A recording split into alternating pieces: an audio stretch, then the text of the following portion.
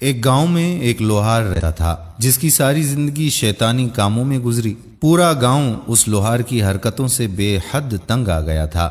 ایک دن جب وہ اپنی دکان پر کام کر رہا تھا تو اس کی دکان کے باہر دو بزرگوں کا گزر ہوا۔ دونوں اس کی دکان کے باہر باتیں کرنے لگے۔ ایک بزرگ دوسرے بزرگ سے کہہ رہا تھا کہ جانے یہ اپنی حرکتوں سے کب باز آئے گا۔ پورے گاؤں کی لڑکیوں نے اس کی وجہ سے اپنے گھروں سے نکلنا ہی بند کر دیا ہے۔ دوسرا بزرگ بولا کہ جب اس لوہار کے گھر اپنی بیٹی پیدا ہوگی اور کسی نے اس کی بیٹی پر نظر ڈالی تو اسے پتا چلے گا کہ کیسے دوسروں کی بہن بیٹیوں کی عزت کرتے ہیں۔ لوہار یہ سب باتیں سن رہا تھا۔ ان کی یہ باتیں سن کر لوہار کے دل پر بہت گہرا اثر ہوا۔ اس نے فوراً اپنی دکان بند کر دی اور مسجد کی طرف چل پڑا۔ وہاں اس نے جا کر نماز ادا کی اور اپنے کیے گئے گناہوں پر رونے لگ گیا۔ زاروں قطار رو رو کر اللہ سے معافی مانگنے لگا۔ اس نے سچے دل سے توبہ کر لی۔ اب وہ ہر روز مسجد میں جا کر نماز ادا کرنے لگ گیا۔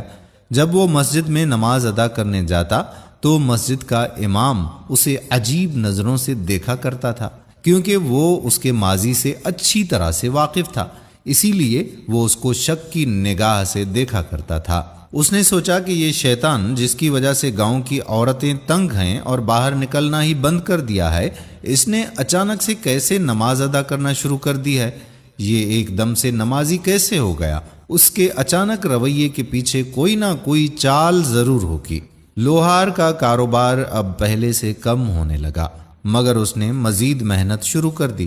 گاؤں کی خواتین اب باہر نکلتی تو اس کا بدلا ہوا رویہ دیکھ کر حیران رہ جاتی۔ وہ دیکھتی کہ لوہار کو تو اب کسی بھی چیز کا ہوش تک نہیں ہے۔ اب وہ آنکھ اٹھا کر بھی کسی کی طرف نہیں دیکھتا، بس اپنے کام میں مگن رہتا ہے۔ لوہار کے گاہک اب بہت کم ہو گئے تھے۔ اس نے اپنی دکان بند کر کے محنت مزدوری شروع کر دی۔ وہ دن بھر مزدوری کرتا تھا، جس کے معاوضے میں شام کو اسے تھوڑی سی رقم مل جاتی تھی، مگر وہ اللہ کا شکر ادا کرتا تھا۔ اس کے ایک قریبی دوست نے ایک دن اس سے کہا کہ جب سے تم نے توبہ کی ہے تب سے تمہارے حالات خراب ہو گئے ہیں، کیا تمہیں یقین ہے کہ تمہاری توبہ قبول ہوئی ہے؟ لوہار اس کی بات سن کر خاموش رہا اور کچھ بھی نہ بولا۔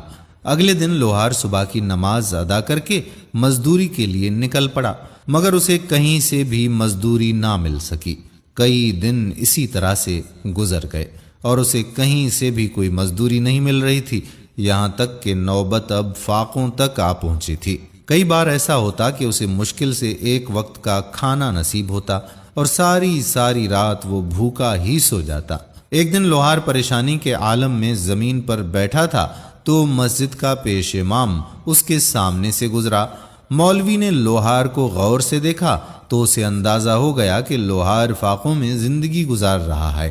مولوی نے لوہار سے کہا کہ سچ تو یہ ہے کہ اللہ نے تمہاری توبہ قبول نہیں کی۔ اگر اللہ نے تمہاری توبہ قبول کی ہوتی تو تم یوں ذلیل و خوار نہ ہو رہے ہوتے۔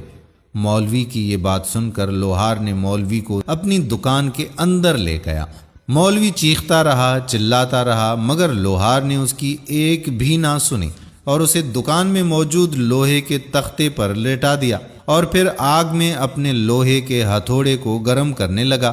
مولوی ڈر گیا، کہنے لگا کہ مجھے چھوڑ دو۔ لوہار نے کہا کہ بے فکر ہو جاؤ، میں تمہیں کچھ نہیں کہوں گا، میں تمہیں یہاں کچھ دکھانے کے لیے لے کر آیا ہوں۔ اس نے کہا کہ میری دکان پر گاہک بے ڈھنگا لوہا لے کر آتے ہیں، کوئی کہتا ہے کہ مجھے تلوار بنا دو، کوئی کہتا ہے کہ مجھے خنجر بنا کر دو۔ میں لوہا گرم کرتا ہوں، آگ پر اپنا ہتھوڑا بھی گرم کرتا ہوں اور لوہے کو ان کی مطلوبہ شکل میں لانے کے لیے ہتھوڑے سے ضربیں لگاتا ہوں۔